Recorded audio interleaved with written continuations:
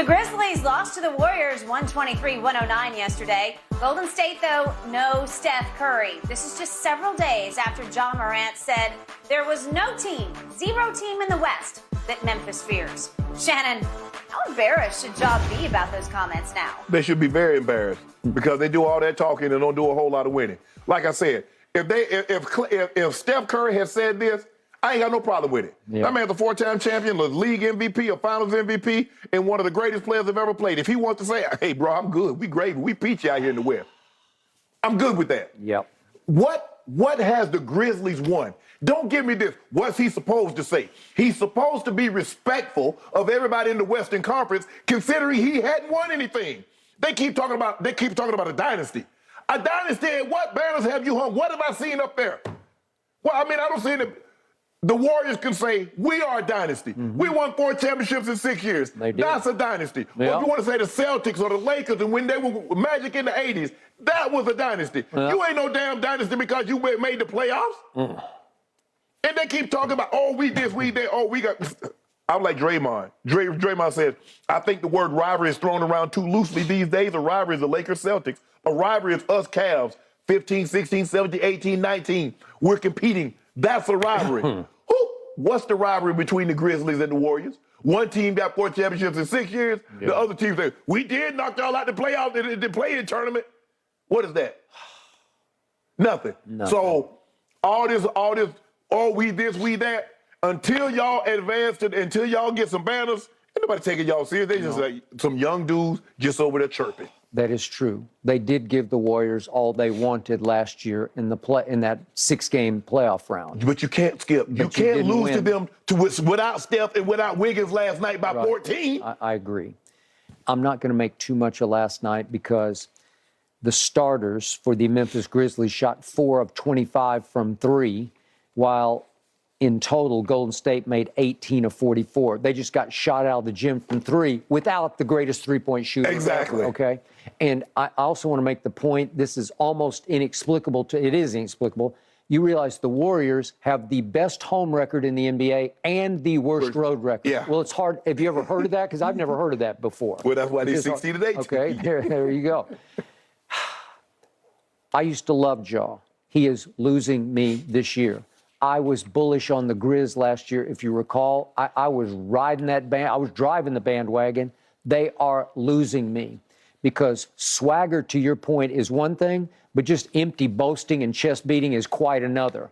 I like their swagger, but you got to tie it to some basketball character. You can't go over the delusional edge into thinking you're something that you haven't earned yet because you haven't earned a thing yet. Nope. And Ja doesn't seem to realize that because he seems to be a little bit of a victim of social media, and they launched a sneaker last night. Yeah, nice looking sneaker. Okay, fine. I give you all the above. You have earned nothing, and worse, Ja's not proven he can stay healthy because he's a high flyer who comes down hard on those knees, and doesn't it seem like every year he's gone for a while with a bum knee? Well, how about clutch time, Skip, this season? Yeah. Last 5 minutes, game within 5 points.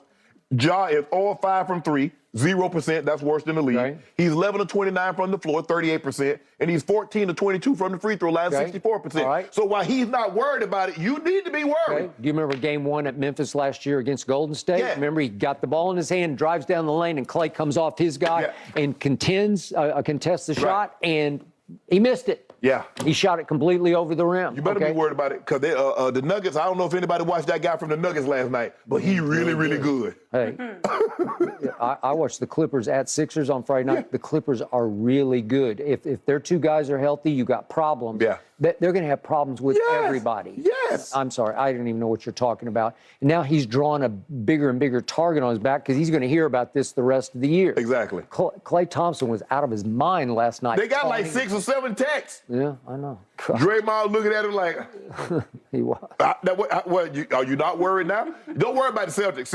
Celtics doing their thing over there, look good. Jason Tatum is right now. He and Nikola Jokic, Skip. They for the MVP. Do not rule out Embiid. Do not rule him out. He coming. He coming. But JT's been off the charts. Okay. So the Lakers had a 10-point lead at halftime over the Mavericks. Then, though, they gave up 51 points in the third quarter. They ended up Steph losing 124-115. LeBron scored 38 points, his 7th game in a row with at least 30. The Lakers have lost their last 4. They are now 13-20, sitting at 13th in the Western Conference. Shannon, there's quite a bit to unpack here, but if you had to pick one thing, what is the Lakers' biggest problem? Man, ain't nothing to unpack. Man, I don't even travel with no suitcase to unpack this here because ain't nothing to unpack. They're not good. They don't have enough good players. It's really not that complicated, Skip. Even when AD was putting up the numbers that he was putting up, and even though LeBron is averaging 28, 8, and 6, they were struggling to win games. You take AD's 27 and 12 out of their mix. What do you expect them to do? The only difference between what happened in the first, you give up 43 points in the first half. You give up 51 in the third quarter. Say that again. 51 in the third quarter? Skip. The only difference was the shots that the Mavericks missed in the first half, they hit every shot that they missed, they made in the third quarter. Yep. And the Lakers, I mean, they were You're up 11 at You're halftime. up 11, and within a blink of an eye, you're down 19. That's it. Skip, it's not that. Sometimes we like, well, this and this. When you give up 124 points in 4 consecutive games, you're probably going to lose. You're probably going to lose. And that's what happened. The third quarter has been the Lakers' bugaboo for the last 2 to 3 years. Yep. For whatever reason, they can't sustain the energy or the effort that they played the first half with. And so you give up a 51-point quarter. Give them credit. They tried to make a run. They made it respectable in the fourth quarter. But, Skip, I mean, look, LeBron is giving you 30 efficiently. It ain't like he's, shooting 30 times and giving you 30. No. He's shooting efficiently. Yep. And it just has no impact. I mean, if I'm not mistaken, Skip, I think he's the only guy that had a plus. Everything else was negative. Yep. Yeah. Yeah, he had a plus 2. 2. Yep. I mean, Russ. Lonnie Walker had a 1. Lonnie Walker was 1. Yeah. But Russ was minus 30. Austin Reed was minus 15. Minus 10 by Gabriel. Minus 4 by Schroeder. Minus 1. Minus 6. I mean, it's 13 and 20. Skip. But how about Russ having 17, 5, and 4, and he's a minus 30? Minus 30. God. Skip. How about 12 and 12 from the free throw line? Can I interest you in that? Yes.